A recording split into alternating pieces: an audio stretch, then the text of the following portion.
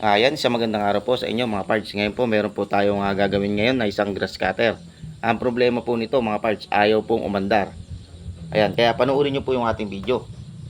At kung hindi ka pa nakapag-subscribe sa aking YouTube channel, mag-subscribe ka na para lagi kang updated sa mga bago ko pong ina-upload tungkol sa pag-repair ng ating mga grass cutter. Ngayon mga parts, ito, tingnan po natin kung ito po ayaw nga umandar.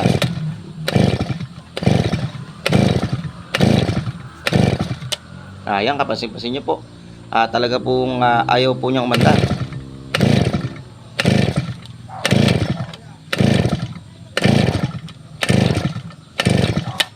Ngayon ang gawin po natin, i-revolusyon po natin ng bagya. Ito, ayan. Ito po kasi yung niya, yung pampatulin umandar, yung pampatulin sa makina. Ayan, i-revolusyon po natin. So wala. Tingnan po natin baka mamaya dito sa damo. Meron po akong upload niyan dito sa ating YouTube channel na posibleng dahilan yung damo kung bakit ayaw umandar ng ating grass cutter. Pakihanap na lang po mga parts. Ayan, so gawin po natin. Iangat po natin to. Ito kasi mga parts, ito. Lalo na kung walang kuwako yung inyong buya, ito. Kung wala siyang kuwako, yung pinakatakip po. Ito, yung mga bagong grass cutter kasi ito. Yung sa may dulo ng spark plug niya, ito.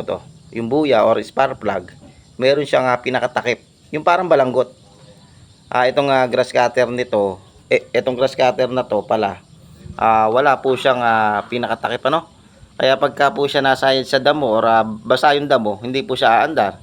Or yung lupa, pagka po nasayad, hindi rin po aandar, Kaya ang gagawin po natin, iangat po muna natin to pansamantala, At saka na lang po natin ito lalagyan ng pinaka-cover, yung kanyang spark plug, Ayan, ilagay ko po muna yung stepin dito, para po umangat. Ayan, at hindi po sumayad sa lupa or sa damo. Tingnan po natin kung ito nga yung problema, Ayan. So itong grass cutter na to, nalinis ko na po yung kanyang karburador, pero ayaw pa rin po niyang umandar. Kaya tapusin niyo po yung ating video, para po malaman nyo at matutunan nyo kung paano po gagawin sa ganitong grass cutter na talagang pahirapan pong paandarin, Ayan. Sa nakikita ko, hindi naman po problema yung ating kuryente rito. Ayan. Ngayon, ang gawin po natin, tingnan po natin itong pinaka karburador, Yung kasing karburador natin kumisan, hindi po siya nagsusupply ng gas dito. Kung yung ating jet ng ating karburador pakat. Tingnan po natin, malalaman po natin dito sa pinakaibaba ng ating carb. Meron po siyang pinipiga dito. Pagka po pinigaan nyo, dapat tatapon po yung gasolina. Meron pong gas na tatapon, pagka po piniga nyo. So ito, piniga po natin, meron po siyang tumapon na gas. Ang ibig po sabihin niyan, meron po siyang supply na gasolina doon sa carb, pero ayaw pa rin pong umandar. Ayan, yan po yung ating alamin. Ang gawin po natin, tanggalin po natin yung spark plug, mga parts. Ito. At tingnan po natin kung may kuryente, Ayan, gamit lamang po tayo ng pamihit.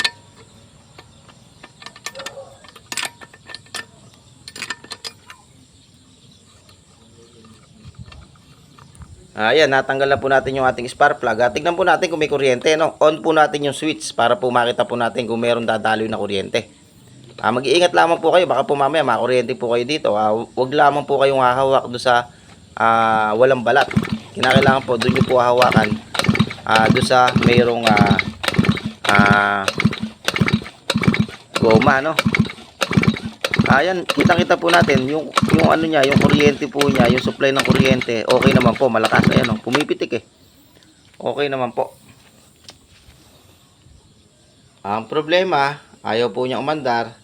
Ang gawin po natin na yung spark plug, Ito. i-check po natin. So ang gagawin po natin dito sa spark plug na to, babasagin po natin, ano. Ang babasagin po natin diyan yung pinakagilid, ano, yung do sa may loob.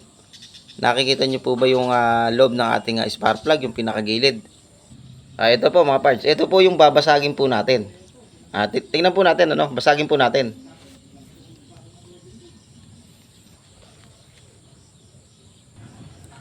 Ayan, ito. Ang gawin po natin na gumamit po tayo ng matulis. So itong screw na to, ito ay tinulisan ko na, ano. Kasi ito hindi ko na po ito ginagamit. Tinulisan ko na para po pambasag ng buya.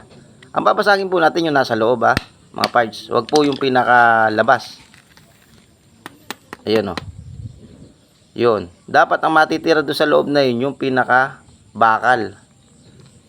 Ngayon mga parts, ang gagawin po natin, isesentro po natin yung pinakabakal po doon sa loob, ano. Ito po. At i-calibrate din po natin yung space, ano. Papakita ko po sa inyo ganito po. Ayan. Kitang-kita nyo po yung bakal, ano. Ayun, oh, yung nag-iisang bakal. Yun lamang po yung dapat matitira. Yung binasag po natin, dapat ala po yun, makinis po yun. So kaya po natin ginawa ito para po mapaandar po natin yung naglulukong grass cutter na to. Ito. Ayan.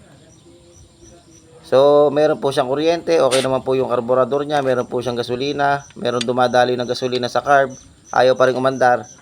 Tingnan po natin dito sa spark plug. Sinubukan po natin itong basagin. Tingnan po natin kung effective po yung ating ginawa, no? At pagka po ito umandar, pwede nyo po itong i-apply sa inyong grass cutter kung sakali man po ayaw umandar, no? Kung kayo po malayo sa bilihan ng spark plug, pwede nyo po itong gawing diskarte, no? Yung babasagin nyo po yung pinakaloob ng ating spark plug. So, tingnan po natin kung andar, ano? Testing.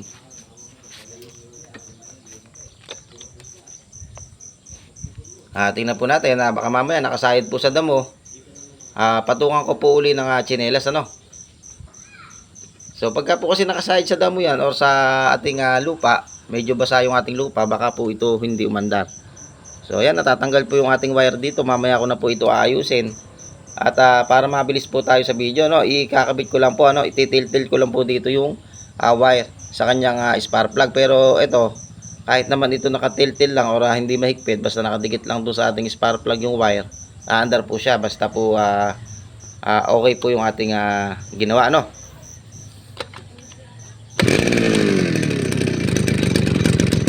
So ayan, kapansin-pansin nyo po, umandar po siya pero nawala. Ayan mga parts. Ang ginawa ko po, binasag ko po yung kanyang spark plug, in-adjust ko, kinalibrate ko. Kapansin-pansin nyo po, meron pong kuryenteng dumadali doon sa baba dahil nga yung ating wire hindi po natin na-fix na mabuti. Kaya yun, no? Kita nyo, lakas ng kuryente, oh. So, umandar po yung ating grass cutter sa pamamagitan po ng pagbasag ng ating spark plug, ano? So, ganun lang po yung inyong gagawin kung sakali man pong malayo po kayo sa bilihan ng spark plug, ano? Ng ating grass cutter. So, kung malapit naman po kayo sa bilihan ng mga gamit ng mga grass cutter, pwede nyo na po ito palitan ng bago. Ito pong ginawa po natin ay diskarte lamang po para magamit po natin ng maayos yung ating grass cutter. Paano mga parts? Marami pa po akong i-upload na video, no? Kaya mag-subscribe na po kayo.